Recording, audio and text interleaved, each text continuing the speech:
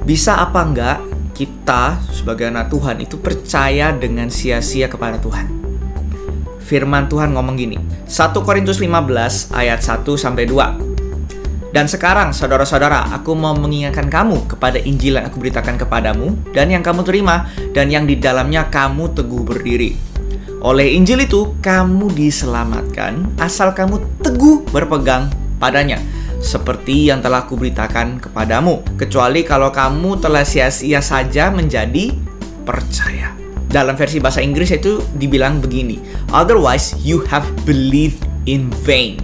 Jadi kalau misalnya kita ini berpegang teguh pada firman yang kita terima, itu Injil keselamatan Tuhan Yesus, kita berpegang teguh padanya, puji Tuhan, bagus. Tetapi kalau misalnya kita stop di tengah jalan dan kita nggak berpegang pada itu lagi, sia-sia. Artinya kita percaya selama ini itu sia-sia. Jadi firman Tuhan itu ngomong di sini cukup jelas kalau yes, sepertinya bisa kita ini percaya dengan sia-sia, yaitu jika kita ini nggak percaya sampai kepada akhirnya. Di firman Tuhan bagian lain, itu Paulus bilang, kalau mereka itu nggak bersama-sama dengan kita sampai pada akhirnya, kita tahu kalau mereka itu bahkan bukan menjadi bagiannya kita. Implikasinya adalah mereka bahkan belum diselamatkan. Posisiku di ayat ini, pengertian seperti ini itu masih belum fix, bisa berubah di waktu ke depan. Tetapi implikasi yang aku tangkap apa? Kalau orang yang percaya itu pasti akan percaya sampai pada akhirnya kalau mereka benar di dalam Tuhan. Itu yang aku pegang sampai hari ini. Nah, mungkin kita melihat dan mendengar beberapa fenomena orang-orang yang kita kenal atau mungkin kita cuma dengar mereka itu pindah kepercayaan, hamba Tuhan pindah ke kepercayaan lain dan segala macamnya. Ini adalah contoh nyata orang-orang yang meninggalkan imannya mereka, orang-orang yang percaya dengan sia-sia karena Injil dibuang begitu saja. Dan mereka memilih Injil yang lain yang Paulus bilang, kalau ada satu orang pun, malaikat dari sorga sekalipun, menyampaikan Injil yang lain yang sudah diberitakan oleh Paulus dan para rasul Tuhan Yesus, terkutuklah ia, kata firman Tuhan. Jadi Injil itu cuma satu, nggak ada variasi lain. There's just one. Kamu buang itu, that's it. Kamu percaya dengan sia-sia. Ini implikasi buat kita.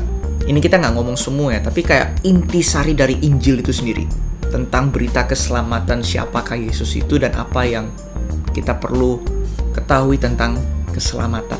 Kalau sampai kita percayanya salah, maka kita percaya dengan sia-sia. Kita pelayanan sekalipun, kita bawa orang ke gereja sekalipun, semua itu sia-sia. Kita lihat kan, mungkin teman-teman pernah dengar, mengajaknya itu sangat kuat sekali loh. Aku pernah tahu, meskipun mereka itu sudah pelayanan dan segala macam, dan mungkin ekstrimnya ini kalau yang aku tahu, aku pernah ngalami soalnya, itu diajak siang-siang bolong, sampai segitunya loh. Tulus gak mereka? Aku percaya mereka tulus, tapi their beliefs are just wrong menurut firman Tuhan. Maka dalam kategori ini firman Tuhan bilang, mereka percaya dengan sia-sia. Ibadah yang mereka lakukan itu percuma, karena Injil yang mereka pegang itu bukan Injil yang menyelamatkan. Dan implikasi yang kedua buat kita, jangan terlalu happy kalau misalnya pelayanan kita ini tambah banyak. Ada baiknya di waktu-waktu seperti itu justru kita ini malah duduk diam dan kita ini coba yuk evaluasi apakah Injil yang aku punya ini sudah benar menurut firman Tuhan atau belum. Karena sayang sekali kan kalau ujung-ujungnya kita baru tahu ternyata Injil yang kita pegang itu bukan Injil Tuhan Yesus yang menyelamatkan. Terus ngapain pelayanan sebanyak itu dan capek-capek kayak gitu?